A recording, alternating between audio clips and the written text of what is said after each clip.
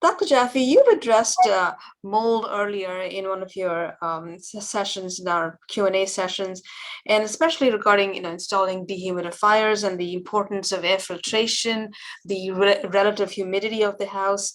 We would like to dig into it again today. So just to start off, what's the difference between mold toxicity and sensitivity? Could you elaborate on that a little bit? And if an individual is exposed to mold, what type of protocols would you suggest to support the body? Would our perk detoxification program help as well? Well, again, very important question, increasingly important today. So let's start with the basics. When the humidity is over 40%, when the RH or relative humidity is over 40%, you are inviting molds to grow. When the humidity is below that, you're inviting molds to stop. So yes, keeping a healthy humidity. Now you might think to yourself, oh, why don't I make it as dry as possible? No, that's another problem. If the relative humidity is too low, you'll dry out your nose, your throat, your lungs, your body, your mucosa, and that's another issue in its own right. So you want a relative humidity of about 30 to 35%. And then, good question, what's the difference between mold toxicity, mold sensitivity, and mold hypersensitivity?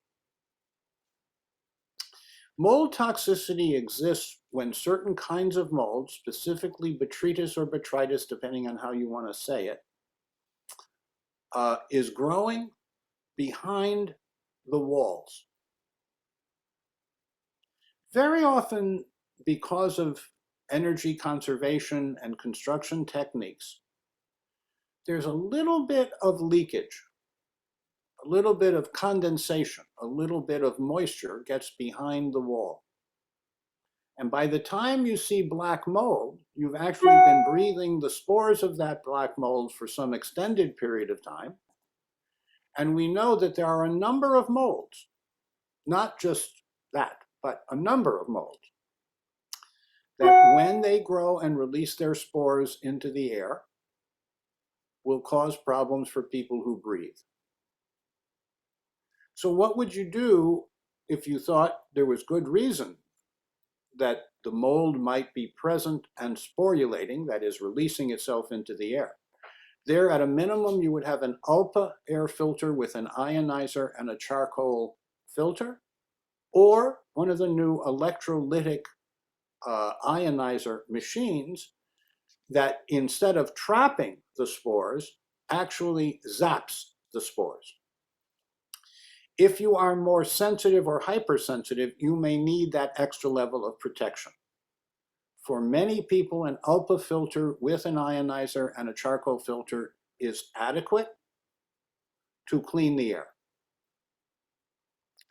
But then what about hypersensitivity? If by LRA testing, one or more molds is actually causing immune reactivity, is actually burdening your immune defense and repair system, now you need to have a very careful assessment of that environment or change your environment to a less moldy one. So there are times when people become sensitive to the point where mitigation, which is what we've been talking about up until now, is not enough. The environment has just become toxic enough for them that they need a new environment. And in some very rare cases, they may need to sleep outside for some period of time. Because however good the inside air is, the outside air is always better.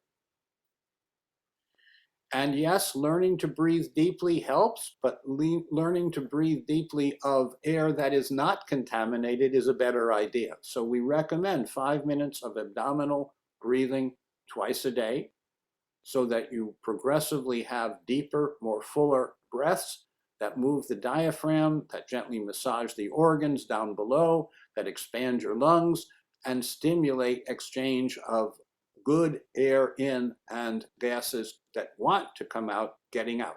But you have to breathe deeply.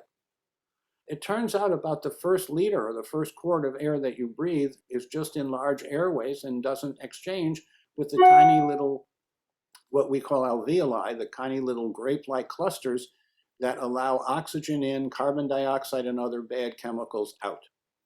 So relearning how to breathe or valuing deep breathing, especially if you do that along with stretching, is highly recommended.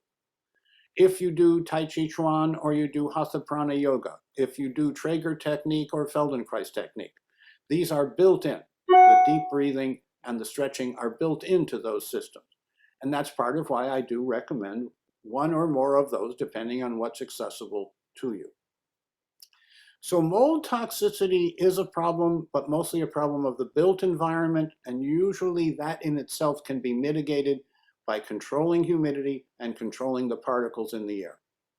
Hypersensitivity, however, means that small amounts, tiny amounts, can trigger systemic reactions. So there are some people who need to be either out of that environment for some months, then maybe they can come back. But if they continue to be exposed to even tiny amounts of things that they're hypersensitive to, you'll never restore the tolerance that you're seeking. So very important to understand the difference between mold as a toxin, mold as a hypersensitizing immune toxin, and mold as just a part of our environment. And can any of our perk detox protocols work in kind of removing the mold from the body? Is that something that we would talk about? I'm so glad you asked. Yes, our biodetox approach is helpful, but it's helpful after you clean up the environment. Often people say, I know the environment is toxic for me, Right. but I have to stay there. And frankly, I want to have a conversation about why do you have to stay there? Because maybe you do, but maybe you don't. Or maybe you could have enough time outside that the inside time wouldn't be so burdensome. So yes, we who have pioneered looking accurately at delayed allergies, delayed hypersensitivities, B and T cell immune responses to tiny amounts of things that are burdensome, we and many others have confirmed that sometimes you just need to remove the exposure while you are then enhancing detoxification. And yes, look at our suite, look at our bundle of safer supplements and behaviors that come together as biological detoxification. Now, I think we all should do that. I think the 21st century has enough toxins and burdens that even if you're not concerned about mold, biodetox should be part of your daily activities. Thomas Jefferson said that we should make staples out of condiments and condiments out of staples. And what did he mean?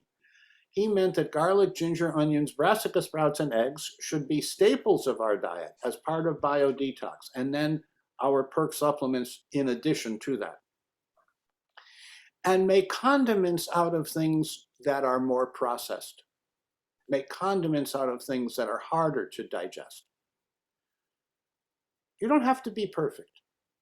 And I think it's important for us to understand that this is a window of opportunity to recover, and best efforts are sufficient. Because honestly, if we had to be perfect, I don't think any of us would really survive, myself included.